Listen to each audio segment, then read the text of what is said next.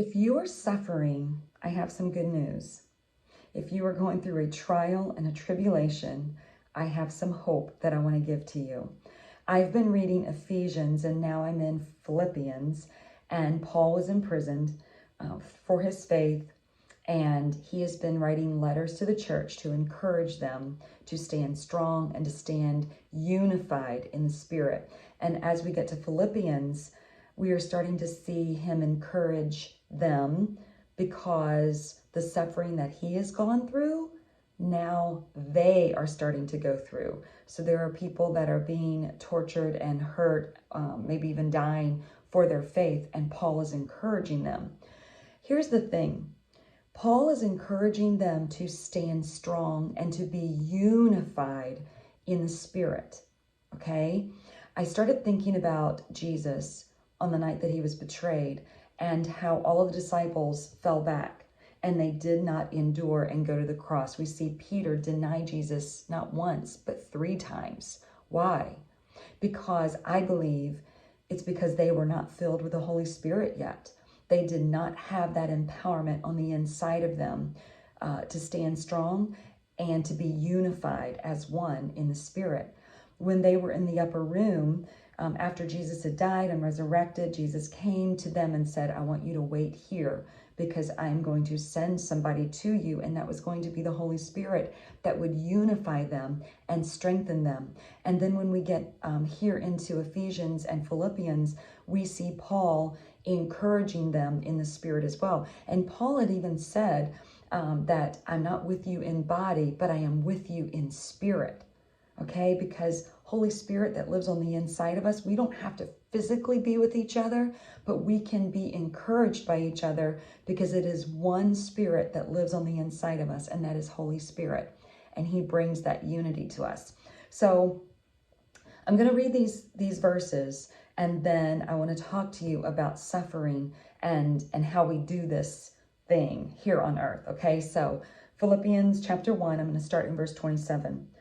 Whatever happens, and Paul's telling the church out there, he says, whatever happens, conduct yourselves in a manner worthy of the gospel of Christ.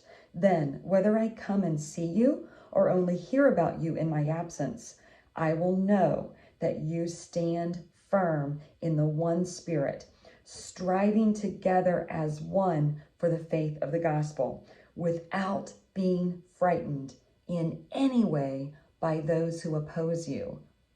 Okay, so those people who are coming after them, when they are standing strong and firm, they can stand honestly with a smile on their face, not even being frightened by those who are opposing them.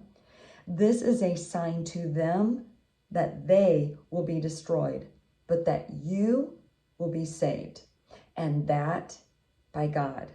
Okay, so those people who are not saved, who are torturing and killing the Christ followers, those are the ones that are going to be saved. And even if we die for our faith, we are a witness to them. Hey, where you are, you're going to be destroyed. I'm going to be saved and resurrected. And even Jesus, when he was dying, he prayed for them. We see Stephen do the same thing as he's dying. He was a martyr and he's praying for those around him. All right. For it has been granted to you on behalf of Christ, not only to believe in him, but also to suffer for him, since you are going through the same struggle you saw I had, and now hear that I still have. So I just want to wrap this up by saying this. There is always someone that has gone before us that has suffered, whether it is Jesus Christ or whether it is members of the church. And we need to look forward to those who have suffered and have gone through, and we need to find the encouragement from them to get us through, because we go from glory to glory, and maybe we have not suffered, to a certain measure yet, and we see others that have. We need to say, how did you do this? Please pour into me. I need a mentor. I need someone to pray with me, encourage me. I need a Paul to speak into my life.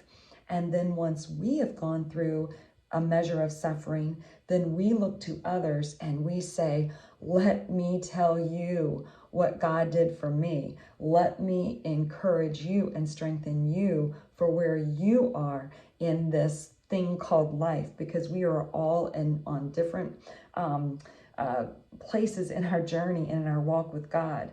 So all of this to say, there will be suffering. There are others who have suffered and have gone before us, and we look to them for strength and encouragement. And when we have gone through the suffering, we look to those that we can say, hey, let me encourage you. And this is how we become one in the Spirit. And this is how we can stand firm in the face of adversity. We can stand firm. And as Proverbs says, we laugh at the days to come because we are spiritually prepared. We have spiritual food.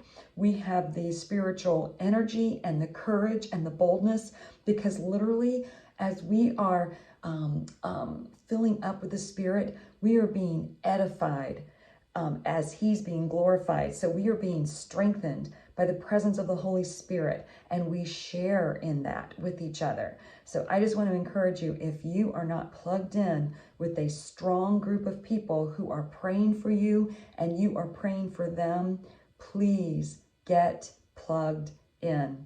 It is so, so, so important so that we can all stay stronger and stronger and stronger as the days get darker and a little more frightening and uncertain, right?